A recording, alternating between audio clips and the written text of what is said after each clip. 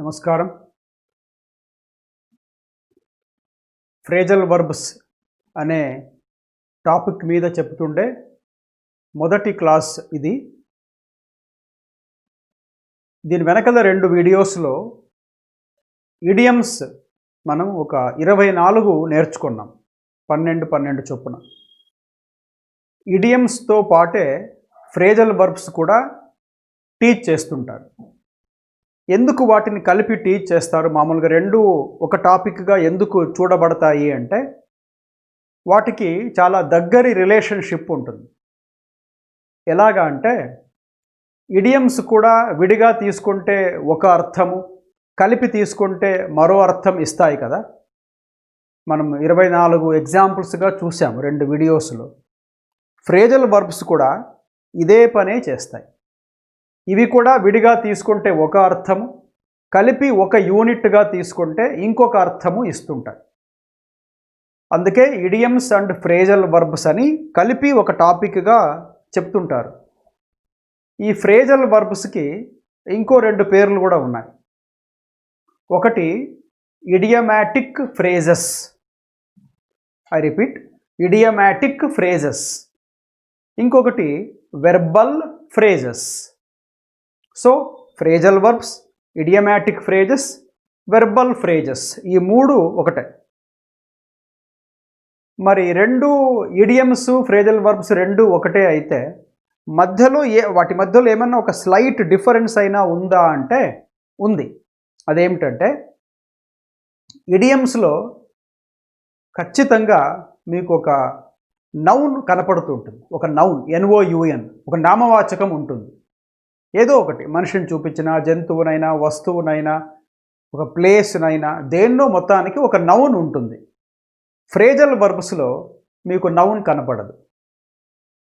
ఇది ఒక important difference ఇడియమ్కి, phrasal వర్బ్కి.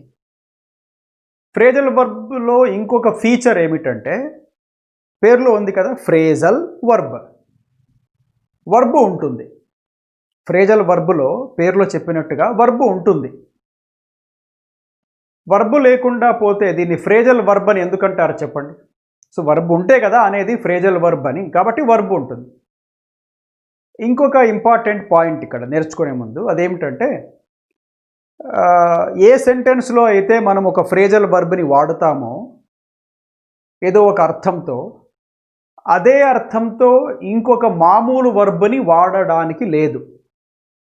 అంటే మీరు ఒక వర్బ్ వాడాలనుకున్నారు, దాని బదులు ఫ్రేజల్ వర్బ్ వాడాలి, కానీ ఆ వర్బ్ని వాడి ఇంకొకసారి అక్కడే మరో ఫ్రేజల్ వర్బ్ని వాడకూడదు. ఎందుకు అంటే, ఫ్రేజల్ వర్బ్ అనేదే వర్బ్. మీరు ఏమి చేయాలనుకున్నారో ఈ సెంటెన్స్లో యాక్షన్, అది మీరు ఫ్రేజల్ వర్బ్ ద్వారా చెప్పేస్తున్నారు. కాబట్టి అది వర్బ్ వచ్చేసినట్టే. అదనంగా ఇంకొక వర్బ్ వాడద్దు, ఒక ఫ్రేజల్ వర్బ్ చాలు. గుర్తుపెట్టుకోండి. ఇవన్నీ అంటే ఫ్రేజల్ వర్బ్ ఏమి, ఇడియం ఏమి తెలుసుకోవడానికి ఇవన్నీ మీకు చెప్తున్నాను. ఇంకొక మాట, ఫ్రేజల్ వర్బ్ అని దేనిని అంటారు? వాట్ ఈజ్ ఇట్స్ డెఫినిషన్ అంటే, బోర్డు మీద చూడండి, verb plus preposition or adverb. ఒక వర్బ్ ఉంటుంది, వర్బ్తో పాటు ఒక ప్రిపోజిషన్ అయినా ఉంటుంది, లేక ఒక అడ్వర్బ్ అయినా ఉంటుంది. ఇవి గ్యారంటీగా ఉంటాయి. ఉన్నంత మాత్రాన ఫ్రేజల్ వర్బా అంటే కాదు. రాసినంత మాత్రాన ఫ్రేజల్ వర్బ్ అయిపోదు. ఫ్రేజల్ వర్బ్ అవ్వాలి అంటే ఇలా రాయబడి ఒక స్పెషల్ మీనింగ్ని ఇస్తుండాలి. అంటే వాటిని విడిగా తీసుకుంటే వచ్చే అర్థానికి, వాటిని కలిపి తీసుకుంటే వచ్చే వేరే అర్థానికి సంబంధం ఉండదు. మీకు క్లియర్గా ఉండడానికి 2 ఎగ్జాంపుల్స్ చెప్తున్నాను చూడండి. గివ్ ఒక వర్బ్ కదా, దాని పక్కన అప్ అని ప్రిపోజిషన్ని రాశాను. అప్ అనేది మరో సందర్భంలో అడ్వర్బ్ కూడా, కాబట్టి ప్రిపోజిషన్ అప్, అడ్వర్బ్ కూడా అప్ అనేది. మీకు డిఫరెన్స్ ఇంకోసారి మీకు మంచి చక్కగా గుర్తుండేగా చెప్తాను చూడండి.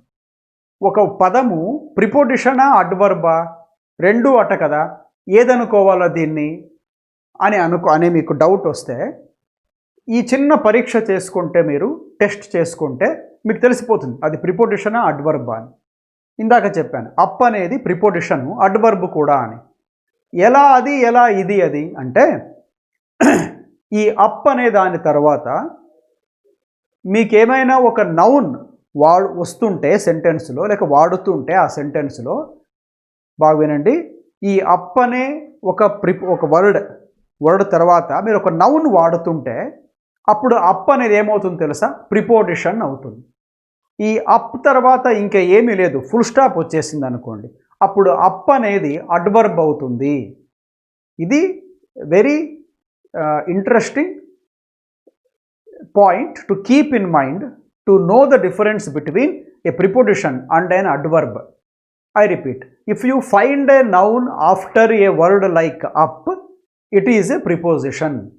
If you don't find a noun after a word like up, it is an adverb. Example చూడండి, మీరు చిన్నప్పుడు ఇంగ్లీష్ మీడియంలో ఒక రేమ్ నేర్చుకొని ఉంటారు, Jack and Jill went up the hill అని కదా. ఇప్పుడు వెంట్ అప్, అప్ పక్కన ఏముంది? ద హిల్ అనే ఒక నౌన్ ఫ్రేజ్ ఉంది కదా. కాబట్టి అప్ అనేది ఏమవుతుంది? ఇప్పుడు ఒక ప్రిపోజిషన్. అంతే, పక్కన ద హిల్ ఉంది కాబట్టి ప్రిపోజిషన్. ఎందుకు? సాధారణంగా ప్రిపోజిషన్స్ నౌన్స్కి ముందు రాయబడుతుంటాయి కాబట్టి అప్ అనేది ద హిల్ అనే దానికి ముందే రాయబడింది కాబట్టి up in this sentence or in this line is a preposition. ఇంకో ఎగ్జాంపుల్ చూడండి, where did Jack and Jill go అని అడిగితే మీ answer Jack and Jill went up అన్నారనుకోండి, అంతే, ఫుల్ స్టాప్. అప్ తర్వాత ఫుల్ స్టాప్. ఇప్పుడు అప్ పక్కన నౌన్ లేదు, ఫుల్ స్టాప్ ఉంది కాబట్టి అప్ అనేది ఏమవుతుంది? ఇప్పుడు అడ్వర్బ్ అవుతుంది. అర్థమైందా? I repeat, if you find a noun after a word like up or any other word, if you find a noun, it is a preposition. If you don't find a noun, if the sentence comes to an end after a word like up, it is an adverb. అట్లా కాబట్టి preposition అనేదైనా రావచ్చు verb తర్వాత, adverb అయినా రావచ్చు. వచ్చి ఏం చేయాలి అంటే అవి రెండూ కలిపి ఒక న్యూ మీనింగ్ని ఇచ్చేలాగా ఉండాలి. They should be giving a new meaning. Example చూడండి, గివ్ అప్ కదా, కలిపితే గివ్ అప్. విడిగా తీసుకోండి, ఇవ్వడము, అప్ పైకి, అదేనా అర్థము? కాదు. గివ్ అప్ అంటే కనుక ఏదైనా ఒక చేస్తుండే పనిని మానేసేయడం, డిస్కంటిన్యూ అని దానికి అర్థం, లేక స్టాప్ డూయింగ్ సంథింగ్ అని అర్థం. What about Venu? వేణు ఏం చేస్తున్నాడు ఇప్పుడు అంటే Venu gave up his studies. Gave up, present tense is give up, past tense is gave up. Gave up, Venu చదువు మానేశాడు. ఈ మధ్య ఆయన ఆరోగ్యం బాగున్నట్టుందే అంటే అవునవునవును, లాస్ట్ ఇయర్ నుంచి బాగుంది. ఎందుకంటే last year he gave up drinking, తాగుడు మానేశాడు. సో ఆరోగ్యం కొంచెం మెరుగైంది. Health has become good nowadays because he gave up drinking liquor last year. అలా గేవ్ అప్ అంటే మానేసేయడం. కేవలం ఒక చెడ్డ అలవాటు మానేసేయడమే కాదు, మనం చేస్తుండే ఒక మంచి పనిని మానేసినా కూడా గేవ్ అప్ అనొచ్చు. I was solving a problem. When I felt headache, I gave it up. మానేసేసాను. స్టాప్డ్ డూయింగ్, స్టాప్డ్ సాల్వింగ్, మంచి వాటికి కూడా చెప్పొచ్చు. అవునా? గివ్ అప్ అంటే to discontinue, to stop doing something. Argument చేస్తున్నారు, వాళ్ళతో వాదించడం అంటే గోడతో వాదించడమే అవుతుంది, వాళ్ళలో ఏం మార్పు రాదు. కాబట్టి బెటర్ గివ్ అప్ ఆర్గ్యుమెంట్, మానేసి స్టాప్, గో అవే, ఇంకో దూరికి వెళ్ళిపో. కాబట్టి అది. ఇంకోటి చూడండి, గివ్ అవే. ఈసారి అప్పు లేదు, అవే వచ్చింది. అవే అడ్వర్బ్. గివ్ అవే అంటే విడిగా తీసుకోండి, ఇవ్వడము. అవే అంటే పక్కకి లేక దూరంగా. మనం అంటామే గో అవే అంటాం కదా, దూరంగా వెళ్ళిపో, ఇక్కడ నుండి వెళ్ళిపో అంటాం కదా, గెట్ అవుట్ అన్నట్టుగా గో అవే అంట. అట్లా అవే అంటే దూరంగా, విడిగా. గివ్ అవే విడిగా తీసుకుంటే ఇవ్వడము పక్కకి. కానీ ఫ్రేజల్ వర్బులు దానికి మీనింగ్ ఏం తెలుసా? గివ్ అవే అంటే ఏదైనా ఒక అవార్డుని ఇతరులకు ఇవ్వడం. The governor tomorrow will give away awards for doctors who worked in the COVID virus period. COVID virus వచ్చిన సమయంలో చాలా చక్కగా పనిచేసిన డాక్టర్లకి గవర్నర్ గారు రేపటి రోజు అవార్డులు ప్రదానం చేయబోతున్నారు. ప్రదానం చేయుట, బహుకరించుట, గివ్ అవే. విడిగా తీసుకోండి. ఇవ్వడము పక్కకి, ఫ్రేజల్ వర్బ్గా ప్రదానం చేయుట, ఆనరింగ్ సంబడి, అవునా? Conferring awards on somebody, bestowing awards on somebody. ఇప్పుడు చూడండి, గివ్ అవేకి నేను 2 కొత్త పదాలు చెప్పినాను. కన్ఫర్మ్ కాదు, CONFER. ఇంకోటి బెస్టో, BESTOW. కన్ఫర్ అన్నా బెస్టో అన్నా అవార్డు ఇవ్వుట. కన్ఫర్ వస్తే ఆన్, బెస్టో వచ్చిన ఆనే. ఎప్పుడు ఆను, ఎవరికి ఇస్తున్నారో ఆ అవార్డు వాళ్ళ పేరు వచ్చినప్పుడు ఆన్ చెప్పాలి. ఎలాగా? The government of India conferred the Bharat Ratna award on Pranab Mukherjee, on doctor Ambedkar posthumously, మరణానంతరం. ఇట్లా ఆన్ సంబడి. క్లియర్? కాబట్టి ఫ్రేజల్ వర్బ్స్ ఇడియమ్స్ కంటే, ఇంకా చెప్పాలంటే ఇడియమ్స్ కంటే ఒక 5 నుండి 10% ఎక్కువ ఇంపార్టెంట్. కాబట్టి ఫ్రేజల్ వర్బ్స్ని తప్పకుండా బాగా ఇంకింత శ్రద్ధగా వినండి, మీకు చాలా ఉపయోగపడతాయి. ఈరోజు మీకు ఒక టైం పర్మిట్ చేస్తే 15 ఫ్రేజల్ వర్బ్స్ చెప్పాలా అనుకుంటున్నాను. 15 ఫ్రేజల్ వర్బ్స్. ఇవి మామూలుగా కనపడే ఫ్రేజల్ వర్బ్స్ లాగా ఈజీగా ఉండేవి కావు, కొంచెం మోడరేట్గా ఉంటాయి. వీటిని ఎప్పుడైనా క్లాసెస్లో వినింటేనో, అంటే ఈరోజులాగా మీరు వినబోతారు ఇప్పుడు, ఇట్లా క్లాసెస్లో వినింటేనో లేక ప్రత్యేకంగా ఒక మంచి గ్రామర్ బుక్లో వెతికి చదివింటేనో తప్ప ఇవి అందరూ చేయలేరు. కాబట్టి వీటిని మీరు ఇంకా బాగా శ్రద్ధగా వినండి. ఫ్రేజల్ వర్బ్స్ ఈ మధ్య తరచు కనపడుతున్నాయి పరీక్ష పేపర్లో. ఒక్కోసారి అయితే 5 నుండి 7-8 మార్కులు కూడా ఫ్రేజల్ వర్బ్స్కి అడుగుతున్నారు. అంటే ఒక సెంటెన్స్లో వాడతాడు ఫ్రేజల్ వర్బ్ని, దానికి మీనింగ్ కింద ఇచ్చింటాడు, అందులో సరైన మీనింగ్ ఎన్నుకోవాలి. లేదా ఒక సెంటెన్స్లో ఒక ఫ్రేజల్ వర్బ్ని రాంగ్గా వాడింటాడు, దాన్ని బోల్డ్గా ఇచ్చింటారు. మీరు దాన్ని రీప్లేస్ చేస్తూ కింద ఇచ్చిన 4-5 ఫ్రేజల్ వర్బ్స్ మేము ఇచ్చాము, దాంట్లో ఉంచి మేము ఇచ్చిన దాన్ని రీప్లేస్ చేస్తారేమో వెతకండి అని ఇస్తాడు. కాబట్టి మీరు ఈ మధ్య ఎక్స్పెక్ట్ చేయొచ్చు 5 నుండి 10 మార్కులు అని చెప్పలేను, కనీసం 5, 6, 7 మార్కులకు మనం చూస్తున్నాం అప్పుడప్పుడు క్వశ్చన్ పేపర్స్లో. So it is not a topic to be ignored. దయచేసి ఇగ్నోర్ చెయ్యొద్దు. ఇక్కడే కాదు, నేను చెప్పిన క్లాసులోనే కాదు, మీరు ఎప్పుడైనా వేరే చోట ఇంటర్నెట్లో అయినా మీ వేరే సోర్సెస్లో అయినా ఉంటే చదవండి, నేర్చుకోండి, అవి చాలా ఇంపార్టెంట్. నేను కూడా మీకు ఇచ్చిన బుక్లో సుమారుగా 200 లేక 210 ఫ్రేజల్ వర్బ్స్ రాశాను మీ గ్రామర్ బుక్లో, లైబ్రరీ బొమ్మ ఉండే బుక్లో. అది కూడా దగ్గర పెట్టుకోండి, చూడండి. అక్కడక్కడ ఏమైనా టైపింగ్లో స్పెల్లింగ్ ఎర్రర్స్ ఉంటే please ignore them and forgive me for that. Now phrasal verbs ఏముంది? ఫస్ట్ చూడండి, నేను కూడా ఆల్ఫాబెటికల్గా తీసుకువస్తున్నాను. ఏతో మొదలు పెట్టాను. యాక్టప్. యాక్టప్ అంటే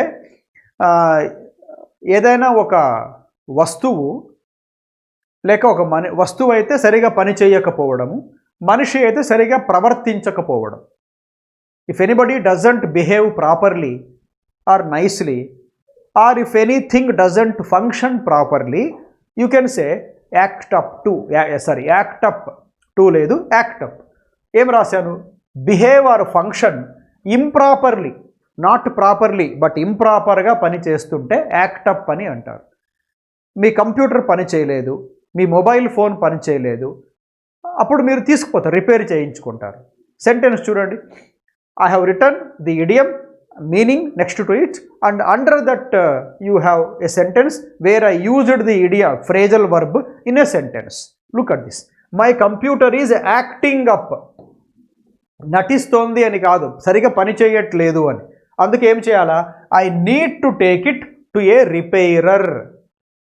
I need to take it to a repairer. Repair చేసే వాళ్ళ దగ్గరికి తీసుకెళ్ళాలా నా కంప్యూటర్ని అని అర్థం. అయిందా?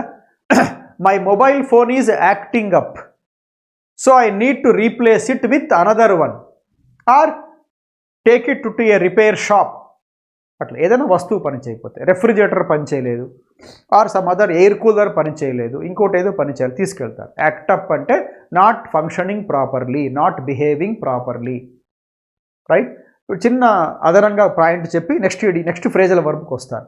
రిపేర్ ఉంది కదా, రిపేర్లో మీకు ఏ తర్వాత ఐ కనపడుతుంది, REPAIR. కానీ దీనికి ఒక సఫిక్స్ యాడ్ చేసుకుంటే రిపేరబుల్ అయిందనుకోండి. రిపేర్ చేయాల్సి ఉన్నా ఆ రిపేరబుల్లో ఐ రాదు. REPARABLE ఇక్కడ ఉన్న ఐ ఇక్కడ రాదు. జాగ్రత్త. ఇస్తాడు పరీక్షల్లో, స్పెల్లింగ్ తప్పు ఉంది కనుక్కోండి. మనం అనుకోము PAIR కదా, రిపేరబుల్ ఏమో అనుకుంటాం. కాదు, ఏ పక్కన ఐ రాదు, రిపేరబుల్లోనూ రాదు, ఆపోజిట్ ఇర్రిపేరబుల్లో కూడా రాదు ఐ. REPARABLE REPARABLE repairable. కొన్ని తికమక పెడతాయి. అంటే ఆ పదంలోనే ఒక ఫామ్లో ఒక అక్షరం ఉంటుంది, ఆ పదం యొక్క ఇంకొక ఫామ్ అంటే అడ్జెక్టివ్ నౌన్ మారినప్పుడు ఆ అక్షరం వెళ్ళిపోయి ఉంటుంది. కాబట్టి జాగ్రత్త. తెలుసులే అనుకోవద్దండి, ఏది కూడా మనకు తెలుసు అని అనుకోకూడదు. తెలిసినా ఇంకోసారి గుర్తు చేసుకుంటాను అనుకోవాలి. విసుగు పడకూడదు నేర్చుకుంటున్నప్పుడు. పనికి వచ్చేది కదా, ఏదైనా పనికి రానిది అనుకోండి అసలు వినాల్సిన పనే లేదు. పనికి వచ్చేది తెలిసినా కూడా ఇంకోసారి వింటే నష్టం ఏమిటి? మీరేం మాట్లాడడం లేదు, వింటున్నారు అంతే కదా. కాబట్టి be careful about some spellings. అయిందా అండి? యాక్టప్ అంటే బిహేవ్ ఆర్ ఫంక్షన్ ఇంప్రాపర్లీ లేక not in a proper way. Second, add up. కొన్ని ఫ్రేజల్ వర్బ్స్ ఎట్లా ఉంటాయంటే 2 మీనింగ్స్ ఉంటాయి, ఒకటే ఉండదు, 2 మీనింగ్స్ ఉంటాయి. అటువంటివి కూడా ఉంటాయి అందులో. ఇట్లా చూడండి, యాడప్ ఒకటేమో మేక్ సెన్స్. ఏమి సెన్స్ అంటే ఏదైనా చేసే పనికి ఒక అర్థం ఉంటే ఇట్ మేక్స్ సెన్స్. మీకు ఎవరో మాట చెప్పారు, మీకు అది బాగుంది కదా అనిపించింది, అప్పుడేమనాలా? Yes, it makes sense. అంటే మంచి మాటే చెప్పావు, పనికొచ్చే మాటే చెప్పావు అని అర్థం. అర్థం లేదనుకోండి, నీకు అవసరం లేదనుకోండి, లేక అర్థం తప్పు ఉందనుకోండి, మీరేం చెప్పొచ్చు? It seems it doesn't make any sense. అందుకే ఎవరైనా ఏది పడితే అది మాట్లాడుతుంటే సెన్స్లెస్ టాకింగ్ అంటారు. సెన్స్ అంటే మీనింగ్, ఒక అర్థం, ఒక పర్పస్. అట్లా యాడప్ అంటే ఒకటి మేక్ సెన్స్. ఎవరైనా కొంచెం ఆచితూచి మాట్లాడుతుంటే హర్ట్ చేయకుండా లేక చక్కగా కన్విన్స్ అయ్యేట్టుగా మాట్లాడుతుంటే whenever he talks he makes sense. Whenever she talks she makes sense. అట్లా అంటే అర్థం ఉంటుంది, పర్పస్ ఉంటుంది, పనికి వస్తాయి మాటలోని. ఒక అర్థం మేక్ సెన్స్. ఇంకొకటి వచ్చి క్యాలిక్యులేట్ ఏ సమ్. ఇది మీకు లెక్కల్లో వస్తుంటుంది. అడిషన్స్ అంటామే, యాడ్ చేస్తే 1+1 3+3 ఇట్లా వస్తుంటాయి కదా, అది అడిషన్, కలపడము అని అర్థం. Your story doesn't add up. Are you lying? నువ్వు చెప్తున్న విషయము డజంట్ యాడప్ అంటే అర్థం లేదు, డజంట్ మేక్ ఎనీ సెన్స్. నిజం అనేది నాకు కనిపించలేదు అందులో. ఇది నిజమా అనిపించేలాగా, నిజమేనా అనిపించేలాగా లేదు, అబద్ధమేమో అనిపిస్తుంది. Are you lying? అబద్ధం చెప్తున్నావు కదా, ఎందుకు అంత అవసరం ఉంది? నిజం చెప్పింటే అయిపోతుండే కదా. కాబట్టి why should you lie? Because your sentence, your words seem to me that they are wrong. Why? They doesn't add up అంటే they doesn't make any sense. నిజం లేదు, అర్థం లేదు. అట్లా. ఇంకో మాట చూడండి, లయింగ్ స్పెల్లింగ్ చూడండి, LIE అబద్ధం చెప్పుట. దీనికి ING పెట్టడానికి లేదు. కారణం వై? లై అబద్ధం చెప్పుట, లయింగ్ అబద్ధం చెప్పుచున్నా అంటే ఇటు రాయడానికి లేదు. ఎందుకు తెలుసా? ఎప్పుడైనా ఇట్లా ఓవెల్ ఉండి ఈ ఉండి ఈ తర్వాత ఒక వర్బ్కి ING పెట్టకూడదు అని చెబితే పని పూర్తి అయినట్టు కాదు. దీనికి పెట్టాలి. మరి ఇందాక మీరే పైననే ఈ తర్వాత ING వాడకూడదన్నారు, మీరు ఈ ఉన్న ING వాడాలి కరెక్టే అంటున్నారే. ఎట్లాగా అంటే చూడండి, ఈ వెనకల ఏముందండి? ఐ కూడా ఓవెల్ కదా, ఈలాగా. కాబట్టి ఈ అనే ఓవెల్ వెనకల ఇంకొక ఓవెల్ ఉంటే అటువంటి ఈ తర్వాత ING పెట్టకూడదు. ఒకవేళ ఈ వెనకల ఓవెల్ కాకుండా వేరే అక్షరం కాన్సోనెంటో సెమీ కాన్సోనెంటో వైలాగా ఉంటే అప్పుడు పెట్టుకోవచ్చు. అట్లా అందుకనే లైలో ఏముంది ఈ వెనకల ఐ, కాబట్టి ఐఎన్జి పెట్టకూడదు, అందుకే స్పెల్లింగే మార్చుకొనేసాం. ఎల్వై తీసుకొచ్చి దీనికి ఐఎన్జి పెట్టుకోవచ్చు. అట్లా లయింగ్ అంటే అబద్ధం చెప్పుట. పడుకోవడం కూడా వస్తుంది. He was lying down because he was tired. అట్లా కాబట్టి రెండు అర్థాలు. Make a sense, calculate a sum. A what are you doing with these numbers? I'm adding up. I'm adding up, I'm calculating a sum, I'm calculating certain figures. అటు రెండు అర్థాలు. ఒకటి make sense, ఇంకొకటి calculate a sum. Sum కూడా జాగ్రత్త, SOME ఇంకోటి ఉంది కదా, అది కాదు, ఎస్యుఎం సమ్. ఓకే, థర్డ్ది ఆస్క్ అరౌండ్. ఆస్క్ అరౌండ్ అనేది ఫ్రేజల్ వర్బ్. మీనింగ్ ఏమిటి? Ask many people about the same thing. ఒకే విషయాన్ని మీరు చాలామందిని అడుగుతూ ఉంటే అది ఆస్క్ అరౌండ్ అని అంటారు. ఏమైనా ఎగ్జాంపుల్ ఏం రాశాను? Though I asked around, no one told me about my missing mobile phone. నా ఫోన్ పోగొట్టుకుపోయింది. అక్కడ చాలామందిని అడిగినాను, మా అమ్మని, నాన్నని, మా ఇంటికి వచ్చిన మా అక్క వాళ్ళని, అందరినీ అడిగాను. ఎవరు మేము చూడలే అన్నారు. అంటే I put the same question to each and every one there, but none of them told me that they had seen my phone. అట్లా ఆస్క్ అరౌండ్. అడ్రస్ తెలియదు, కొత్త ఊరికి పోయారు, you ask around people, some say some don't say. Ask around, ask the same thing to several people, to many people. అట్లా right. The teacher asked around a question అంటే ఏమి? He asked many students in the classroom the same question because none of them answered. It went on to person to person. Right. Now comes fourth one. Ask out అన్నా ఒకటే, ask over అన్నా కూడా ఒకటే. Ask out or ask over రెండు phrasal వర్బ్సే. ఏముంది answer? Invite someone home. Invite someone home అంటే ఒక ఇంటిని ఆహ్వానించేది కాదు, ఒకరిని ఇంటికి ఆహ్వానించేది. ఇంటికి అన్నారు కదా సార్ మీరు, ఇంటికి కదా, మరి టు లేదే హోమ్ వెనకల అంటే, హోమ్ అనే పదాన్ని మీరు అడ్వర్బ్గా వాడినప్పుడు దాని వెనకల టు వాడకూడదు. I went home, I went to home కాదు, I went home. They came home. అట్లా హోమ్ నౌన్గా వాడితే టు పెట్టొచ్చు, నౌన్గా వాడితే. He went to his home. ఇప్పుడు హోమ్ ఏం తెలుసా? నౌన్. వెనకాల హిజ్ వచ్చింది, అడ్జెక్టివ్ ఆర్ పొసెసివ్ ప్రొనౌన్, కాబట్టి హోమ్ నౌన్. నౌన్ కదా, అందుకని టు హిజ్ హోమ్. అడ్వర్బ్గా వాడితే home, upstairs, down stairs, indoor, indoors, outdoors, shopping అనే అడ్వర్బ్స్ వెనకల ప్రిపోజిషన్స్ వాడకూడదు. గుర్తుపెట్టుకోండి. కాబట్టి invite someone to your house, house కనొచ్చు మరి, to your house is called ask out or ask over. Sentence చూడండి. He has asked out or he has asked over his cousin. Asked out his cousin as he is new to the town.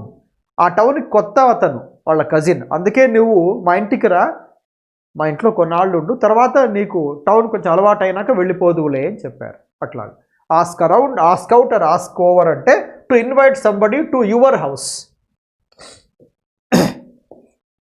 5. Back down. A దాటాక బీకి వచ్చాను. ఇప్పుడు let me tell you friends, I have chosen phrasal verbs which are not very frequent in our daily use. మనం రోజువారీ మాట్లాడుకునే మాటలలో కనపడిచ్చే phrasal verbs కాకుండా కొంచెం మోడరేట్గా అప్పుడప్పుడే కనిపించేవి ఎన్నుకున్నాను.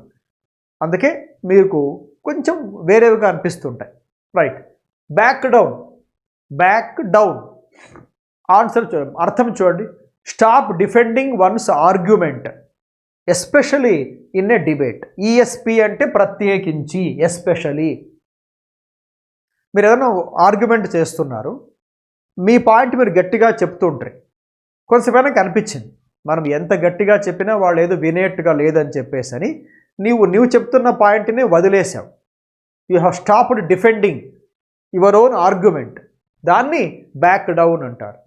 ముందు మనం మాట్లాడుతుంటే ఎందుకు అనిపించింది వీళ్ళు వినే రకంగా లేరు, కొందరికి మంచి చెప్పినా వినరు, మంచి చెప్పినా వినరు కొందరు, కొందరు టక్కని వింటారు, పాటిస్తారు కూడా, రెస్పాండ్ అవుతారు. కొందరికి చెప్పినా వినరనమాట. ఏదేదో అంత అనవసరంగా భయాలు ఊహించుకొనో లేక మరికొందరైతే అహంభావంతోనూ మంచిని వినరు. సరే, వాళ్ళ వాళ్ళ ఆలోచనలు వాళ్ళ పూర్వజన్మల సంస్కారాల బట్టి మనుషులు ప్రవర్తిస్తుంటారు. దానికి మనం చేసేది ఏమీ లేదు, అది వాళ్ళే తెలుసుకోవాలి. సరే, back down, stop defending one's argument especially in a debate. కాబట్టి మీ ఒక ఆర్గ్యుమెంట్లో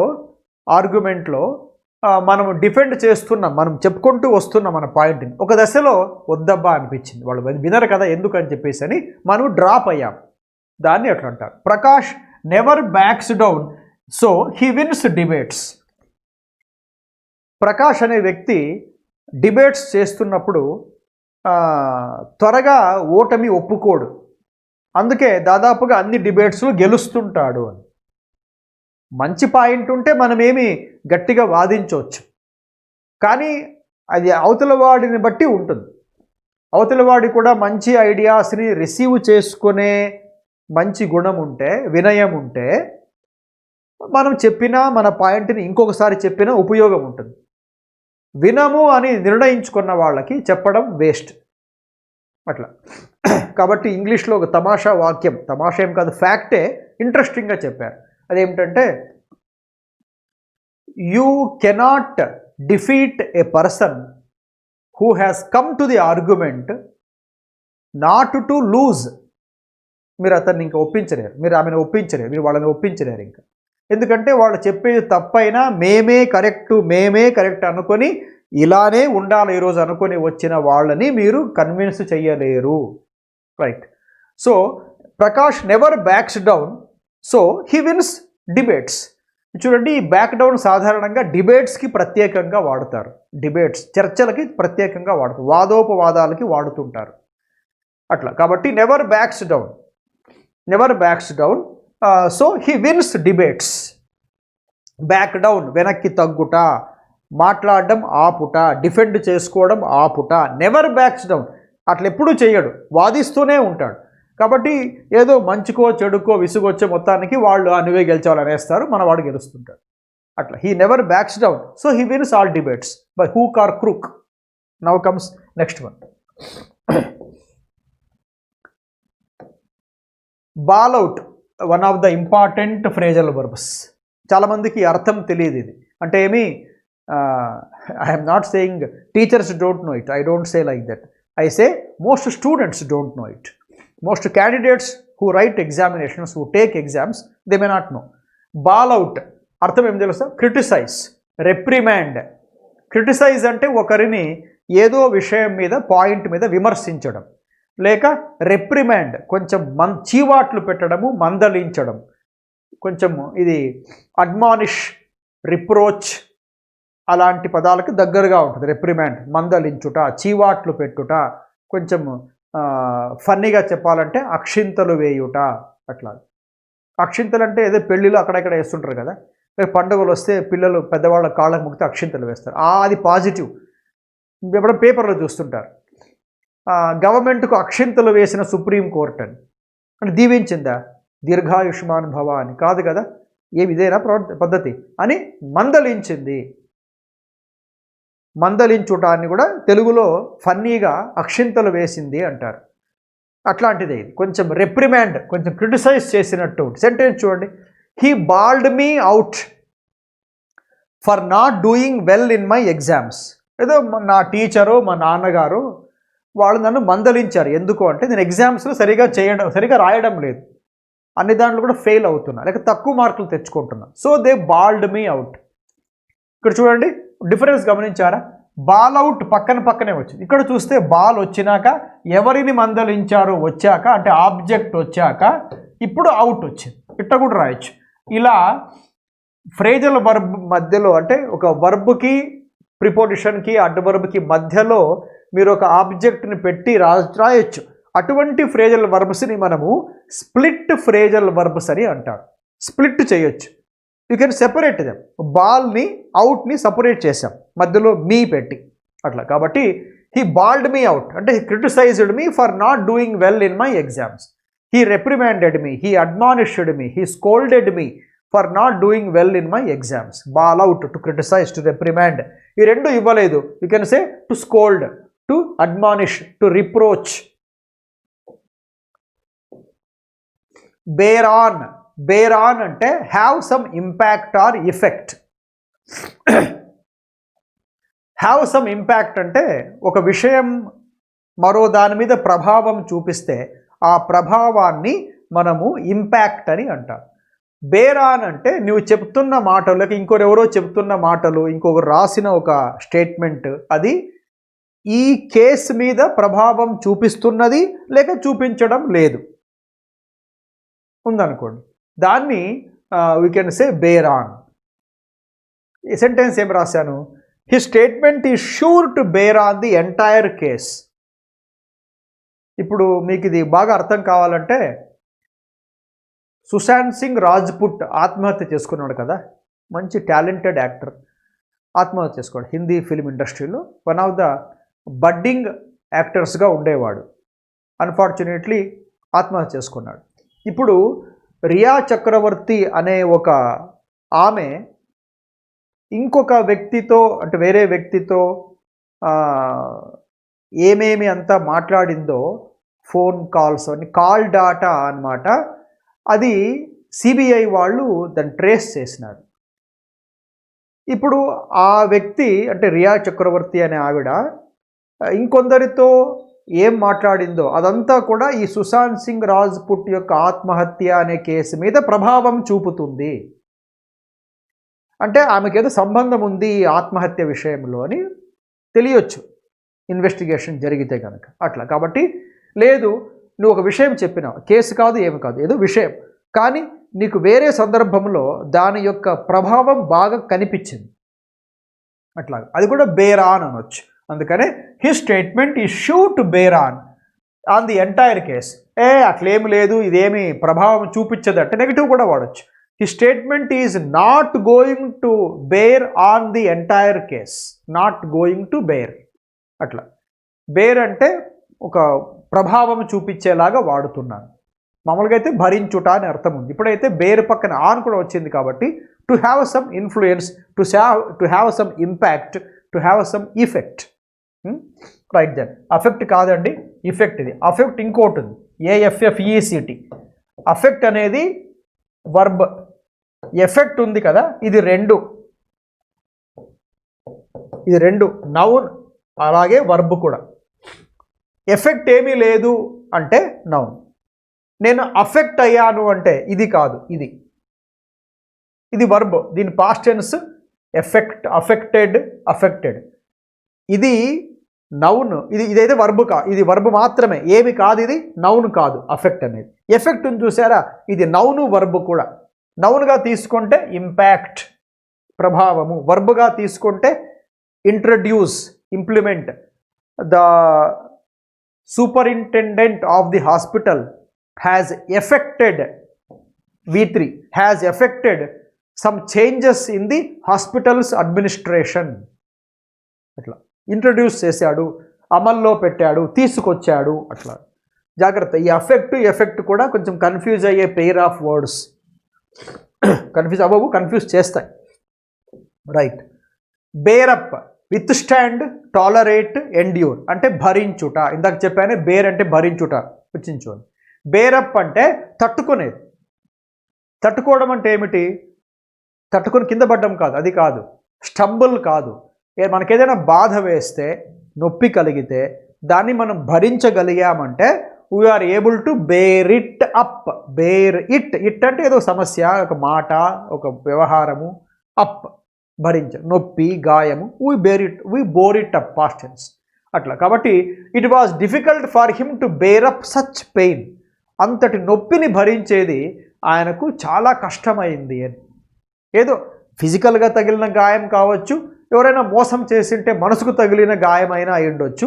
but it was difficult for him to bear such pain. అతను భరించలేకున్నాడు ఆ నొప్పిని అని అర్థం. అట్లా. ఎలా భరించావబ్బా ఇంత పెద్ద గాయాన్ని అంటే, how could you bear up such serious injury? నేనైతే భరించుండేవాడిని కాదు. నీవు చాలా మెచ్చుకోవాలి, నేను అంతగా భరించావు చూడు, అంత పెద్ద గాయాన్ని కూడా అనొచ్చు. మరి you can use for physical as well as psychological injuries or wounds. అట్లా మొత్తానికి బేరప్ అంటే భరించుట. ఎండ్యూర్ అయినా ఇవ్వచ్చు, టాలరేట్ అయినా ఇవ్వచ్చు, విత్ స్టాండ్ అయినా ఇవ్వచ్చు. Right, next one beef up. Again one of the important phrasal verbs beef up. నేను ఐ థింక్ లాస్ట్ 2019లో ఒక 2 ఎగ్జామ్స్లో చూశాను ఈ ఫ్రేజల్ వర్బ్ బీఫ్ అప్ అనేదాన్ని. చాలామంది ఏదో బీఫ్ అనుకుంటే ఏదో పలానా జంతువు మాంసమేమో అనుకుంటారు. అది కాదు, నౌన్. ఇది ఫ్రేజల్ వర్బ్. బీఫ్ అప్ అంటే మనం చేస్తుండే ఒక ప్రజెంటేషన్ని కానీ, మనం చెప్తుండే ఒక లెక్చర్ని కానీ, స్పీచ్ని కానీ మంచి మంచి ఎగ్జాంపుల్స్తో మనము నింపి తీసుకొచ్చామనుకోండి ఒక చోటుకి, అది బాగా ఇంప్రొవైజ్డ్ వెర్షన్, బాగా మెరుగ్గా ప్రజెంట్ చేస్తే బీఫప్ అంటారు. ఇప్పుడు సెమినార్లో చదువుకుంటా పోకూడదు, రాసుకొచ్చింది కొంచెం చదివి కాసేపు మళ్ళీ ఆడియన్స్ని చూస్తూ దానికి సంబంధించిన ఒక ఎగ్జాంపుల్ని కూడా మీరు చక్కటి ఎగ్జాంపుల్ని యాప్ట్గా ఉంటే చెప్పొచ్చు. అలానే మీరు ఏదైనా ఒక వేరే డాటా తీసుకొచ్చారు, ఆ డాటా కూడా బోర్డు మీద పవర్ పాయింట్ ప్రజెంటేషను మొత్తం మీద ఏదో ప్రజెంటేషను చేయొచ్చు. అలా చేస్తే మీ లెక్చరు చాలా ఎఫెక్టివ్గా ఉంటుంది. మీరే చూడండి, ఒక పుస్తకం రాస్తామనుకోండి, ఒక పుస్తకంలో ఏమీ ఎగ్జాంపుల్స్ లేకుండా రాసుకుంటూ పోయామనుకో, అంత థియరీ బోర్ కొడుతుంది. అదే మధ్య మధ్యలో ఎగ్జాంపుల్స్ ఇచ్చాము, ఇలాంటి కొన్ని సంఘటనలు చెప్పినామనుకోండి, ఆ పుస్తకం ఇంట్రెస్టింగ్గా తయారవుతుంది. Why? The author was able to beef up his writing. అంటే improve, make something valid, make something substantial. Substantial అంటే బాగా ఆధారాలతో ఉన్నది, చక్కగా మంచి మంచి ఉదాహరణలతో నింపబడినది. అంటే దీన్ని మిస్ కాకూడదు, మనము చాలా విలువైంది అనిపించేలాగా చేసింటే he has beefed up his presentation. Sentence ఏం రాశాను? She has beefed up her presentation with accurate data. ఎవ్వరూ కాదనలేరు, ఆమె చెప్పిన కొన్ని డాటా చూస్తే కనుక ఇది పక్కాగా ఉంది, అసలు దీన్ని ఎవరు కూడా డినే చేయలేరు. It is so well prepared presentation paper, nobody can find errors in it. అంత కరెక్ట్గా యాక్యురేట్ డాటా ఇచ్చింది. అట్లా కొందరు రచయితలు రాస్తే మనం దాని పేరు పెట్టలేము, అసలు అతికినట్టు ఉంటుంది. కొందరు రాస్తే అతుకులు మనం వేసుకోవాల్సి ఉంటుంది, ఇట్లా ఉంటుంది. కాబట్టి అనమాట, సో బీఫ్ అప్ అంటే improve, make something very valid, very solid and very substantial. అట్లా beef up one of the important అండి, గుర్తుపెట్టుకోండి. Blow over, again one of the important phrasal వర్బా. ఫ్రేజల్ వర్బ్సా అండి? వన్ ఆఫ్ ది వాడని జాగ్రత్త. One of the వాడితే బహువచనమే ఉండాలి, మీ నౌన్ కానీ ప్రొనౌన్ కానీ. One of the important verbal phrases అనాల, వెర్బల్ ఫ్రేజ్ అనకూడదు. సో అదేమిటి? Blow over. మామూలుగా బ్లోకి అర్థం విడిగా తీసుకుంటే కొన్ని ఉన్నాయి. గాలి ఒకటి, టైర్లో బ్లో అయిపోయింది అంటారు. బ్లో అంటే గాలి, ఎయిర్. ఇంకొక బ్లో వచ్చి నౌన్గా దెబ్బ. He gave me A hard blow, దెబ్బ కొట్టాడు. ఇంకొక బ్లో ఉంది, నిద్ర వస్తుంది, బ్లో ది క్యాండిల్ ఆఫ్, క్యాండిల్ని ఆర్పేయండి, ఉఫ్ అని ఊది ఆర్పండి, అది కూడా ఉఫ్ అని ఊదుట, గాలి బయటికి పంపుట, అది కూడా ఉంది. ఇది అట్లాంటిది కాదు. బ్లో పక్కన ఓవర్ వచ్చింది కాబట్టి కొంచెం మారిపోతుంది. బ్లో ఓవర్ అంటే ఏదో పెద్ద సమస్య అవుతుంది అనుకున్నాము, లక్కీలీ అది కాలేదు, కొద్ది రోజులకి సమసిపోయింది అది. It blew over. దీనికి ఎక్కువగా వచ్చే క్వశ్చన్ ఎట్లా ఉంటుందంటే, ఏదైనా ఫ్యామిలీలో గొడవ వచ్చి త్వరగా సద్దుమణిగిపోయినా దానికి ఇస్తుంటాడు. ప్రత్యేకంగా సముద్రం మీద ప్రయాణం చేస్తున్నప్పుడు తుఫాను పట్టుకుంటుంది, మా గతి ఏమి కానీ రాత్రికి అని అందరూ భయపడుతుంటే, ఫార్చునేట్లీ గాడ్స్ గ్రేస్, దాని డివైన్ ఇంటర్వెన్షన్ అంటారు. దాని కారణంగా ఎంతెంతో భయం కల్పించేలాగా ఉండే నల్లటి మబ్బులతో ఉన్న ఆకాశము ఊరికే అట్లా కొన్ని చిరుజల్లులు, డ్రిజిల్, ఒక 3-4 మినిట్స్ అట్లా చినుకులు పడి మళ్ళీ క్లియర్ అయిపోయి స్కై అంతా కూడా. అందరూ ఊపిరి పీల్చుకున్నారు, మై గాడ్, మై గుడ్నెస్ అని అందరూ అనుకున్నారు. అబ్బా పోయింది, పెద్ద ప్రమాదం తప్పింది అంటాం కదా, అది బ్లో ఓవర్. అంటే పెద్దగా ప్రమాదం లేకుండా సమసిపోవుట. ఫార్చునేట్లీ, సెంటెన్స్ చూడండి, ద స్టార్మ్ స్టామ్ అంటే తుఫాన్. బ్లూ ఓవర్, బ్లోకి past tense blew. V3 blown, BLOWN, ఇది V3. దీని V2 అది, దీని V1 ఇది. V1 V2 V3. వియుట. So the fortunately, అదృష్టం కొద్దీ, ది స్టార్మ్ బ్లూ ఓవర్, తుఫాన్ వస్తుంది అనుకున్నాం, కాదు, అది అట్లనే పక్కకి వెళ్ళిపోయింది, ఇంకో చోటుకి వెళ్ళిపోయింది, ఇక్కడైతే పడలేదు. అట్లా కుటుంబంలో సమస్య వచ్చింది, ఇది ఎక్కడి దారి తీస్తుందో అనుకున్నారు. Fortunately it blew over after a few days. అయిపోయింది. నవ్ చాలా important. Now comes 11th. Blow up, మళ్ళీ బ్లోనే, కానీ వేరే అర్థంతో. ఇందాక చెప్పానే, some phrasal verbs will have 2 meanings. One is explode, blast. Many people know this. This is not known to all. మళ్ళీ నోన్ వస్తే పక్కన టు రావాలి. తెలుసు అనే అర్థం వస్తే టు చెప్పాలి. దానికి ప్రసిద్ధి అనే అర్థం వస్తే నోన్ పక్కన ఫార్ చెప్పాలి. అర్థమైందా? 2020, the year 2020 will be known for the deadly virus COVID-19. దానికి ప్రసిద్ధి, నొటోరియస్, ప్రసిద్ధి అనకూడదు, will be known for its అని. అట్లా ఒకదానికి ప్రసిద్ధి. Kashmir is known for scenic beauty. Anantapuram was once known for diamonds. అట్లా కాబట్టి నోన్ ఫార్, ఫేమస్. అయ్యా నాకు పరిచయం వాళ్ళు, నాకు they know me, they are known to me, passive voice. అట్లా రైట్ దెన్. ఇప్పుడు చూడండి, బ్లో అప్ ఒకటేమో ఎక్స్ప్లోడ్, పేలుట, blast. A bomb blew up last night, రాత్రి ఒక బాంబు పేలింది మార్కెట్లో, పేలుట. ఇంకోటి వచ్చి బికమ్ వెరీ యాంగ్రీ, అంటే ఒకరి మీద ఒక సందర్భంలో చాలా కోపం వస్తే దాన్ని కూడా బ్లో అప్ అంటారు. ముందుగా ఫస్ట్ దానికి ఎగ్జాంపుల్ ఏమిది? Terrorists tried to blow up a railway bridge. ఉగ్రవాదులు ఒక రైల్వే బ్రిడ్జ్ వంతెనని పేల్ చేయాలని ప్రయత్నించారు. Tried, didn't succeed, tried to blow up. 2 కాబట్టి మార్చకూడదు, V1 ఉండాలి. అవునా? సెకండ్ చూడండి, yesterday my mother blew up when she found me lazy. నిన్న మా అమ్మ నా మీద కోపం చేసుకున్నారు. నిన్న కదా, ఎస్టర్డే కాబట్టి బ్లోకి పాస్ట్ టెన్స్ బ్లూ, పక్కన అప్. టెన్స్ మార్చుకోవచ్చు, ఫ్రేజల్ వర్బ్స్ మీ ఇష్టం, ఏదైనా చేసుకో, కానీ అర్థం అదే ఉండాలి. Yesterday my mother blew up when she found me lazy. నేను ఏం పని చేయకుండా ఇంట్లో ఊరికే ఉంటే మా అమ్మగారు నా మీద కోపం చేసుకున్నారు. అట్లా yesterday my mother blew up when she found me lazy. Okay, అయిందా అండి? బ్లో అప్, ఎక్స్ప్లోడ్ ఒకటి, ఇంకోటి వచ్చి become very angry. Boss was blowing up on me the other day. My boss was blowing up on me the other day. నా మీద ఆయన అగ్గి మీద గుగ్గిలం అయ్యాడంట. తెలుగులో అగ్గి మీద గుగ్గిలం అంటే అగ్గి మీద గుగ్గిలం వేస్తే ఇంకా పొగ, ఇంకా మంట వస్తుంది. అట్లా కాబట్టి ఆయన ఎగిరి పడుతున్నాడు ఆవేశంగా. Right. 12. Bog down, again an important phrasal verb. Bog down అంటే ఏదో ఒక విషయంలో ఇరుక్కుపోయి ముందుకు వెళ్ళలేకుండా ఉండే పరిస్థితి ఉంటే బాగ్ డౌన్ అంటారు. Bog down. Caught up in a situation or caught up in something and unable to make any progress. నువ్వు ఇల్లు కట్టిస్తానని చెప్పినావు కదా, ఏం మళ్ళీ మొదలు పెట్టలేదా అంటే, I was bog down by some professional issues. ఇంట్లో ఆఫీస్ గొడవల కారణంగా నేను బయటికి రాలేకుండా నాకు ఇరుక్కుపోయినా. ఇంకా ఒక 3-4 months ఇట్లే ఉంటుంది ఆఫీసులో పని. ఐ వాజ్ బాగ్ డౌన్ అంటే కాళ్ళు కట్టేసినట్టు. నేను ఎక్కువసేపు ఆఫీసులో కూర్చోంటే ఇల్లు కట్టేది ఎవరు ఇక్కడ? కాబట్టి ఐ వాజ్ బాగ్ డౌన్.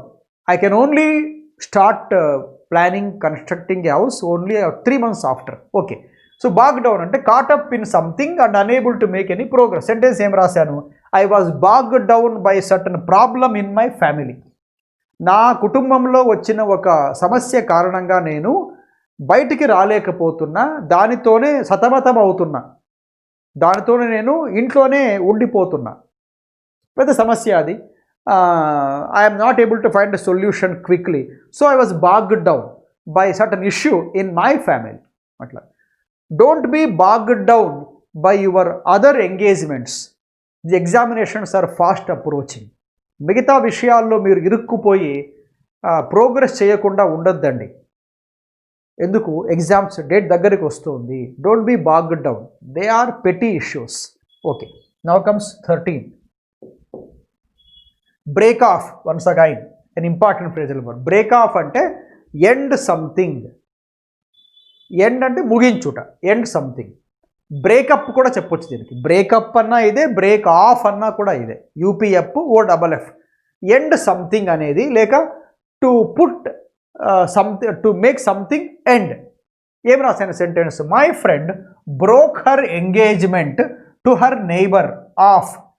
ఈ ఆఫ్ ఇక్కడ వచ్చింది అంటే ఈ బ్రోక్ ఇక్కడ వచ్చింది కదా, బ్రోక్ ఆఫ్ అనకుండా broke her engagement to her neighbour of అంటే మా ఫ్రెండ్ తన యొక్క నైబర్తో తనకు ఎంగేజ్మెంట్ జరిగిన ఆ సందర్భాన్ని గుర్తు చేస్తూ, ఎంగేజ్మెంట్ దగ్గరనే వాళ్ళ వివాహము పెళ్ళో అది ఆగిపోయింది అంటే ఈమె వద్దనుకున్నది దాన్ని. ఎంగేజ్మెంట్ జరిగింది, మళ్ళీ ఏమో తెలిసింది కొన్ని విషయాలు, లేక ఇష్టమే, ఈమెకి వేరే సమస్యలు ఉన్నాయేమో, కాబట్టి దాన్ని వద్దనుకున్నది ఆవిడ అని అర్థం. బ్రేక్ ఆఫ్ అంటే ఎండ్. నో ఎంగేజ్మెంట్ అయింది, నో మ్యారేజ్ ఇట్లాగా. కాబట్టి my friend broke her engagement. ఇదేమి అండి, గుర్తుందా? స్ప్లిట్ ఫ్రేజల్ వర్బ్ అంటే వర్బ్ ఒక చోట, ప్రిపోజిషన్ అడ్వర్బ్ మరో చోట, మధ్యలో చాలా వేరే పదాలు. దీన్ని స్ప్లిట్, విడదీయుట అని అడుగుతుంది. My friend broke her engagement to her neighbour of. Radha broke her marriage with Mohan of. అట్లా ఓ డబల్ ఎఫ్. జాగ్రత్త, పరీక్షల్లో ఓ సింగిల్ ఎఫ్ ఇస్తాడు, కాదు O double F. Right there. దీన్ని ఇంకో రంగుడు వాడచ్చు. రెండు దేశాల మధ్యలో చర్చలు ఆగిపోయినా కూడా చెప్పొచ్చు. There was a break of, అది నౌన్ ఫ్రేజ్. అప్పుడు there was a break of in the talks between India and China. ఇట్లా బ్రేకప్ కూడా చెప్పొచ్చు. రిలేషన్షిప్ తెగిపోయింది, బ్రేకప్, బ్రేక్ ఆఫ్ అట్లా. Now 14. Bring around. Once again important. Bring around అంటే ఎవరినైనా convince చేసే ప్రయత్నము. కన్విన్స్ సమ్వన్, మధ్యలో ఏం లేదండి, ఏం లేదు.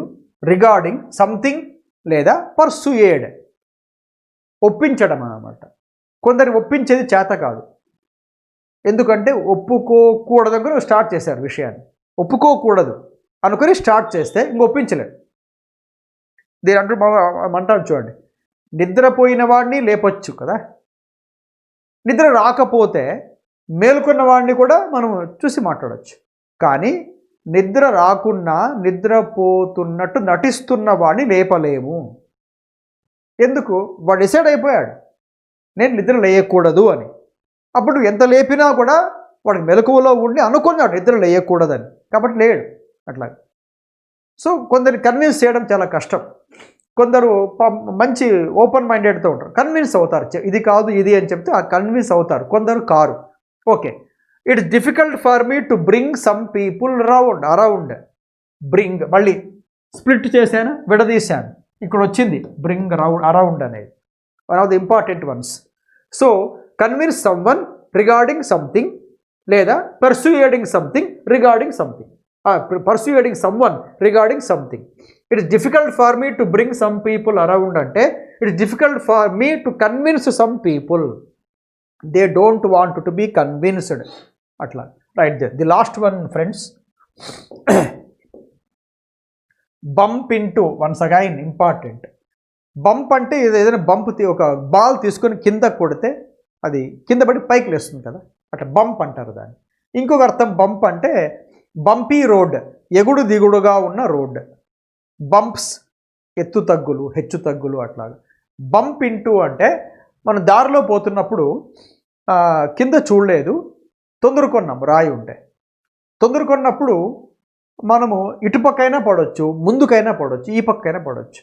కానీ ఎవరు వస్తున్నారో మనము చూడలేదు, మనము తగిలి వాళ్ళ మీదకి పడ్డామనుకోండి, వాళ్ళు ఉన్నారు కాబట్టి మనం కావాలని పడలేదు, అదుపు తప్పి మనమే పడ్డాం, అంటే అనుకోకుండా వాళ్ళ మీద పడ్డాం మనం అట్లా. కాబట్టి ఏదైనా ఒక కొందరిని మీరు అనుకోకుండా కలిస్తే దాన్ని బంప్ ఇంటూ అని చెప్పాలి.